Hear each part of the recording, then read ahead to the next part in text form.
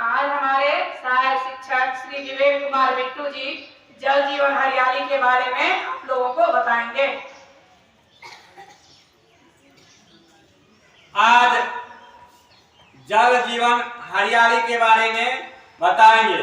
कहा जाता है जल ही जीवन है, जल ही जीवन है। हमारे पृथ्वी पर 29% स्थल मंडल है और 71% जल मंडल है। इन 71% जल होने के बावजूद भी मात्र 2.5%, 2.3% से भी कम पीने योग्य जल है।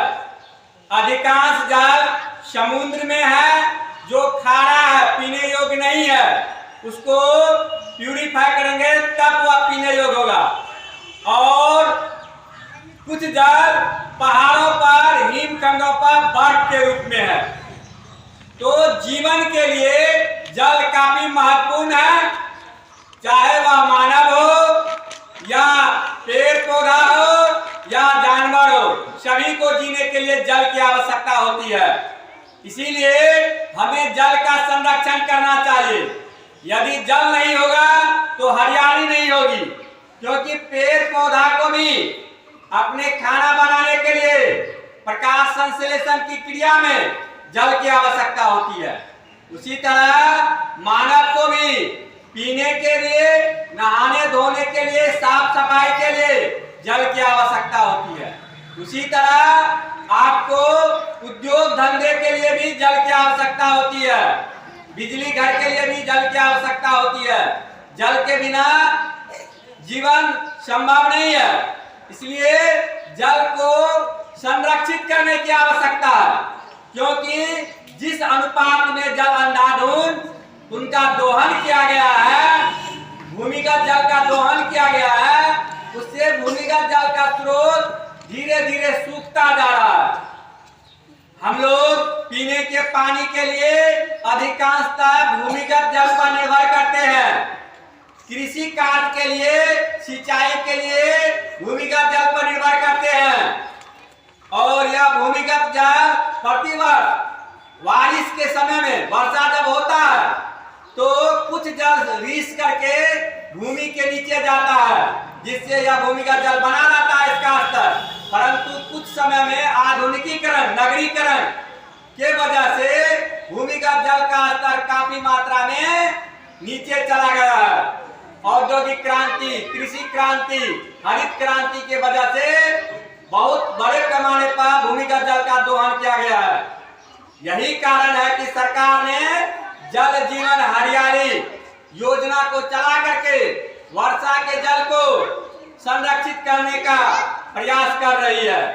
इसमें हम सबों को बड़े उत्साह के साथ भागीदारी सुनिश्चित करनी चाहिए और वर्षा के जल को संचित करने का प्रयास करना चाहिए, जिससे भूमिगत जल का स्तर ऊंचा हो सके। जल के अभाव में कृषि संभव नहीं है। इसलिए कुछ ऐसे शहर भी है जहां जल का स्तर इतना नीचे चला गया है कि पीने के योग्य पानी नहीं मिल पा रहा है। इसीलिए सिंचाई कार्य में जो जल का अपव्यय होता है उसको रोकने के लिए स्प्रिंकलर, टपक सिंचाई प्रणाली, स्प्रिंकलर प्रणाली को अपनाया जा रहा है, ताकि जल का संरक्षण किया जा सके। इसी तरह हम सबों को भी जल का संरक्षण करना चाहिए। जैसे नल में पानी आता है, बेवजह नल खोल देने के बाद जो है पानी बहता रहता है, उस पर कोई ध्यान नहीं दिया जाता है। ऐसा नहीं होना चाहिए। पानी बेवजह बहने नहीं देना चाहिए। नल को जितना उपयोग हो उतना जल का यूज करना चाहिए, रेस्ट को बचाना चाहिए।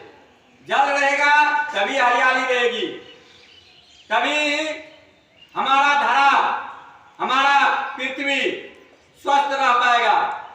जल नहीं रहेगा तो जीवन संभव नहीं हो पाएगा। तो हम लोग वर्षा जल को संरक्षित करें, भूमिगत जल को संरक्षित करें, जल का दुरुपयोग न करें, पेड़ पौधा लगाएं, हरियाली आएगी तो फिर वर्षा होगा, संतुलित वर्षा होगा। क्योंकि पर्यावरण प्रदूषण के वजह से, जलवायु परिवर्तन के कारण वर्षा का पैटर्न संतुलन बिगड़ चुका है। अब जितना वर्षा पहले होता था, कहीं पर बहुत अधिक वर्षा हो जाता है तो बाढ़ आ जाती है, कहीं पर सूखा पड़ जाता है। इस प्रकार से मौसम अनियमितता की बारंबारता बढ़ती जा रही है। इसको कम करने के लिए संयुक्त राष्ट्र संघ भी अपने स्तर पर कई कदम उठाए हैं। हम लोगों को भी प्रयास करना है, जल का संरक्षण करके जल जीवन हरियाली को सफल बनाने का काम करना है। तो आज के लिए जल जीवन हरियाली के अंतर्गत इतना ही। धन्यवाद।